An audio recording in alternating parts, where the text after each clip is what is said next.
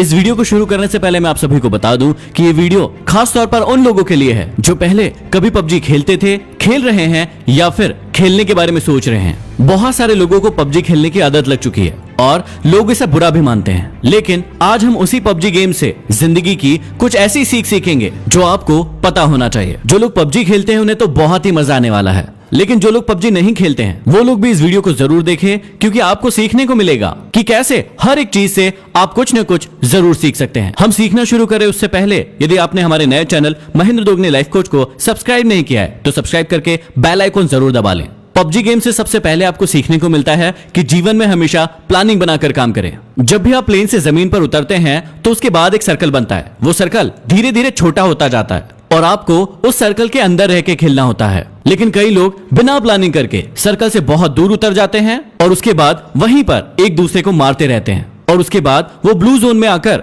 खुद ही मर जाते हैं और गेम को कंप्लीट नहीं कर पाते हैं। हमारी जिंदगी में भी यही होता है, हम लक्ष्य कुछ और बनाते हैं और किसी और चक्कर में पड़ जाते हैं। इसलिए हमेशा याद रखिए, अपने सर्कल पर ध्यान दीजिए और उस सर्कल की ओर आगे बढ़ते रहिए। दूसरी चीज जो हमें सीखना चाहिए वो है कि भेड़ चाल ना चले। जब भी हम प्लेन से उतरते हैं तो बहुत सारे लोग ऐसी जगह पर उतरते हैं जहां पर पहले से बहुत सारे लोग उतर रहे हैं। इसका मतलब हम भेड़ चाल चलते हैं और भीड़ का हिस्सा बन जाते हैं और फिर ज्यादा देर तक सरवाइव नहीं कर पाते। हमारी असल जिंदगी में भी यही होता है। हम सफल लोगों को देखते हैं कि वो क्या कर रहे हैं और उन्हीं के जैसे करने की, उन्हीं के जैसे बनने की पूरी कोशिश करते हैं और अपनी पसंद और नापसंद को कभी भी ध्यान में नहीं रखते हैं। इसलिए हमेशा याद रखें कि भेड़ चाल का हिस्सा ना बने, नहीं तो आप ज्यादा देर सरवाइव नहीं कर पाओगे। अगली सीख जो हमें पबजी से सीखने को मिलती है कि जीवन में हमेशा जरूरी सामान को ही साथ में रखें और फालतू के कचरे को इकट्ठा ना करें। जब भी प्लेन से उतरते हैं कई लोगों को आपने देखा होगा कि सिर्फ वो सामान इकट्ठा करने में लग जाते हैं। जो भी चीज उन्हें सामने दिखती है वो उसे फटाफट उठाने लगते हैं। वो ये नहीं देखते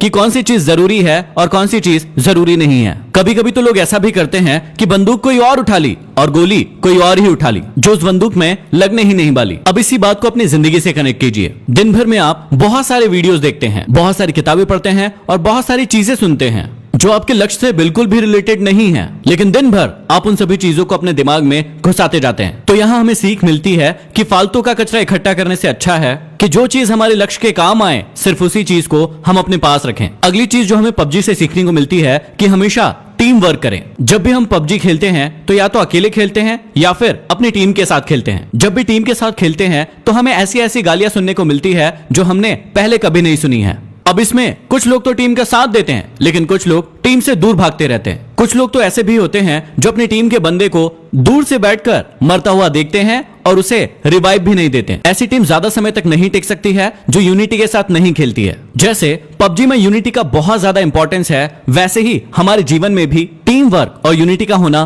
बहुत ज्यादा जरूरी है। नहीं तो कौन व्यक्ति आकर आपको कम मार जाएगा आपको पता भी नहीं चलेगा। अगली चीज जो हमें सीखने को मिलती है कि हमेशा कमजोर साथी को साथ लेकर चले। जब भी हम पबजी खेलते हैं तो हमारे साथ कोई ना कोई व्यक्ति ऐसा जरूर जुड़ जाता है जो नया होता है और जिसे ज्यादा खेलना नहीं आता है, लेकिन हम उसका मजाक उड़ाते हैं। कभी कभी तो ऐसा भी होता है कि यदि आप 3 लोग खेल रहे हैं और 2 व्यक्ति वाली कोई कार मिली तो 2 व्यक्ति बैठकर उस पर निकल लेते हैं और एक व्यक्ति को पीछे ही छोड़ देते हैं। ना तो आपको पबजी गेम में ऐसा करना चाहिए और ना ही आपको अपने जीवन में ऐसा करना चाहिए। जो भी लोग कमजोर है उन्हें हमेशा अपने साथ लेकर आगे बढ़ना चाहिए। अगली सीख जो आप सभी के लिए बहुत ही ज्यादा इंपॉर्टेंट है, ज्यादा साधन जुटाने की अपेक्षा जो साधन आपके पास है उसमें बेहतर परफॉर्म करने की कोशिश करें। पबजी खेलते समय आपने एक बात बहुत नोटिस की होगी कि कुछ लोग ऐसे होते हैं जो सिर्फ सामान ढूंढते रहते हैं। उनका गेम पर ध्यान बिल्कुल नहीं होता है। वो जहां जाते हैं सिर्फ और सिर्फ सामान ढूंढते रहते हैं। खेलने के लिए उनके पास बंदूक होती है, लेकिन वो पूरे टाइम 6 का और 8 का स्कोप ढूंढते रहते हैं। उनके पास स्कारल बंदूक होती है, लेकिन वो पूरे टाइम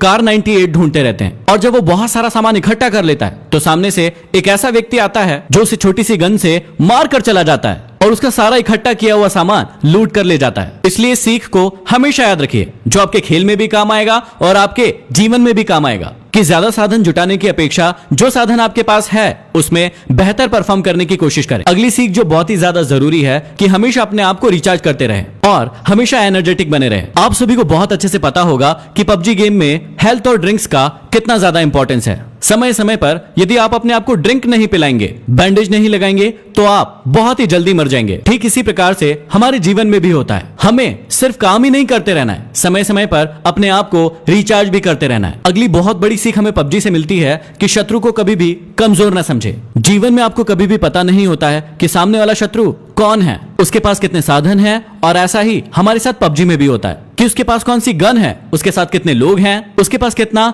हेल्थ है, ये आपको कभी भी पता नहीं होता है। इसलिए आप दबंग बन के उसके सामने छाती चौड़ी करके खड़े मत हो जाइए, क्योंकि कई बार ऐसा भी होता है कि एक नया खिलाड़ी भी एक प्रो खिलाड़ी को मार कर चला जाता है। कई बार हमारे जीवन में भी ऐसा ही होता है, हम अपने कॉम्पिटिटर को अपने से कमजोर मान लेते हैं, जो कि हमारी हार का बहुत बड़ा कारण होता है। इसलिए आप कभी भी शत्रु को कमजोर ना समझे। अगली सीख हमें मिलती है कि सही मौके का इंतजार करें। आप सभी ने बहुत अच्छे से सुना होगा कि मौके पर चौका लगाना, इसका मतलब होता है कि आप सभी को सही मौके का इंतजार करना है। कई लोगों को आपने पबजी गेम में देखा होगा कि वो खुलेआम घूमते रहते हैं और धड़ाधड़ गोलियां चलाते रहते हैं, लेकिन एक व्यक्ति दूर पर स्नाइपर लेकर बैठा होता है और एक ही शॉट में उस व्यक्ति को मार गिराता है। कई बार आपको लोग कहते होंगे कि छुपकर क्यों बैठा है, सामने आकर खेल, लेकिन कई बार छुपकर बैठना ही सही मौके का इंतजार करना होता है। इसलिए आप हमेशा जीवन में भी सही मौके का इंतजार करें और उसी के बाद एक्शन लें। और अगली जो सबसे बड़ी सीख है, जो जीवन का सत्य भी है, कि जब आप मरेंगे तो आपके अपने लोग ही आपके सामान को